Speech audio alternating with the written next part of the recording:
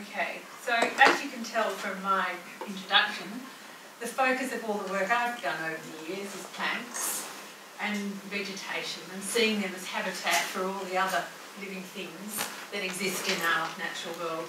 Now, as you can see, I'm sorry about the mix-up, so it's about what's common becoming uncommon, and that's one of the sad things that's happening to our state, particularly in the Perth metropolitan area.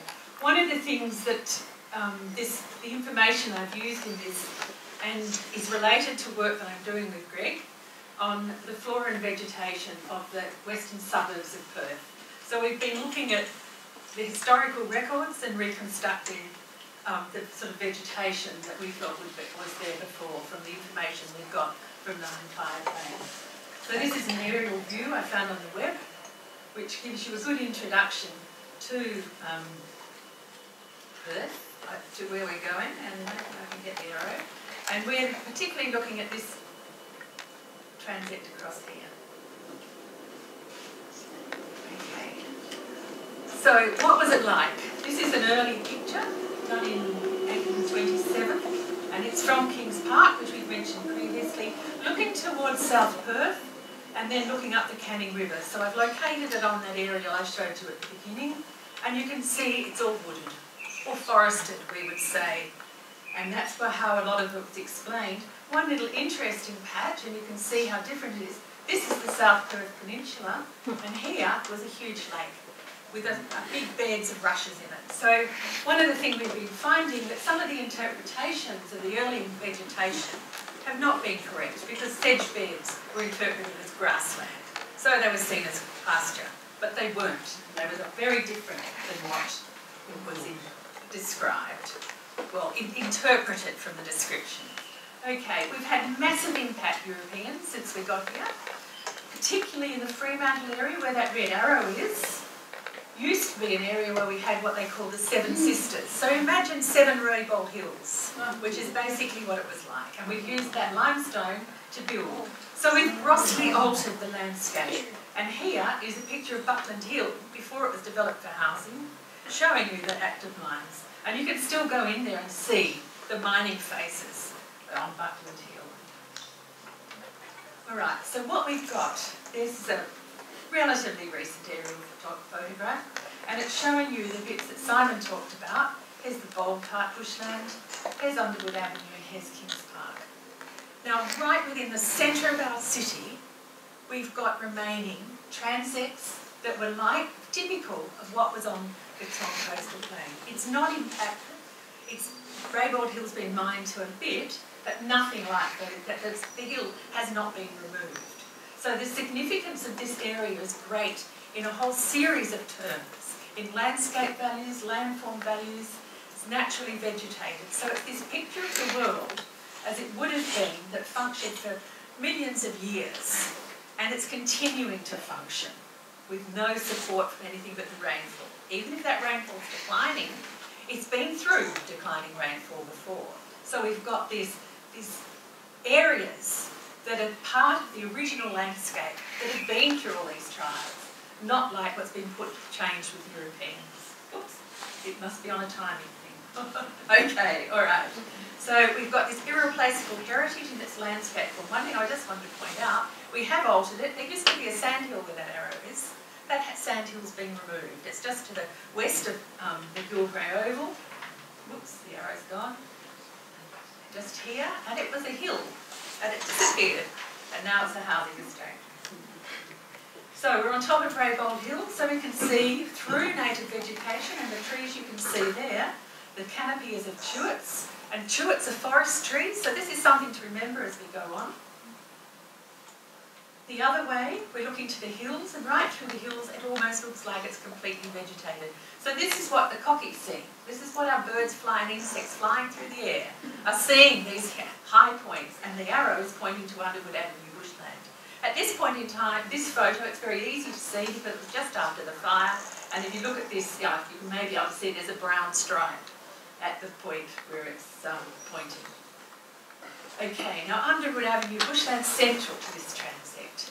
Now, in this picture we don't see the chewits, but we see the jarrahs that have been burnt, And look at this wonderful, sustainable piece of land.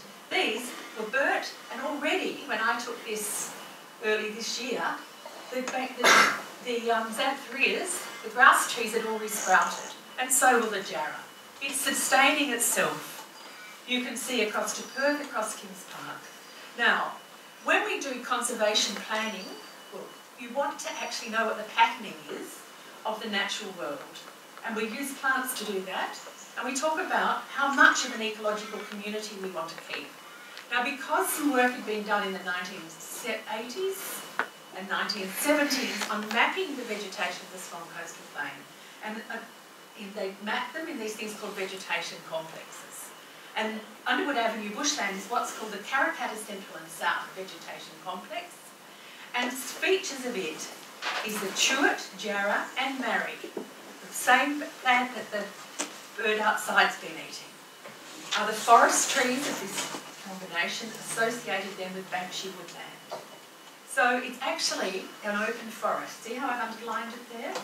And this is important in the whole essence of conservation planning. Okay. Now, Bush Forever was the most recent conservation plan for Perth, and you can see on this that Underwood Avenue, Shenton Bushland and Kings Park and Bold Park were regionally significant areas of bushland that were proposed to be protected under this scheme. Now, Bush Forever was to recognise at least 10% of each of those ecological communities. That's the Karrakatta Central and South we're using. But when we did the plan, within the Perth metropolitan area there was only 18% left anyway. With all the existing approvals for housing, this is in the time of Bush Forever, we only managed to recognise 8% of this type of community. So now, this, and remember this is on 1996 data, not present data, so it's, even in Bush Forever we didn't achieve it. The little picture up in the corner here is to show you the sort of soils on which these communities grow. Just remind me to go. So, we can also look at the regional forest assessment, which was a process that happened before Bush Forever. And if we look at the chewit, jarrah and marri, which are the trees in our bushland, then we consider it forest. And at least 15% of the forest was kept. But current thinking indicates that if we don't keep 30%, then we're going to be in trouble. So it really leaves places such as Underwood Avenue Bushland, which have been recognised at other levels, at a lower and a higher and higher scale, a lesser and lesser percentage. But, so now when we've got much less than 30% of this type of community, then we should keep the lot. Now, that was just to show you that it's part of a whole complex. This is a site in Bold Park, that looking out across our area. And also, just I'll finish with, this is a picture of one of the plants that's used. It's called parrotbush, is its common name. So it's a very important food plant. And the swarm that we get on the Swan Coastal Plain in places like Underwood Avenue Bushland is different than the ones that grow elsewhere. So we have a coastal form all along the coast, and then we have a different form to the north, and a different form in the hills, and a different form in the south. So we've got this amazing diversity, which Underwood Avenue is an example of, and is well worth keeping from all the scientific perspectives. Thank you.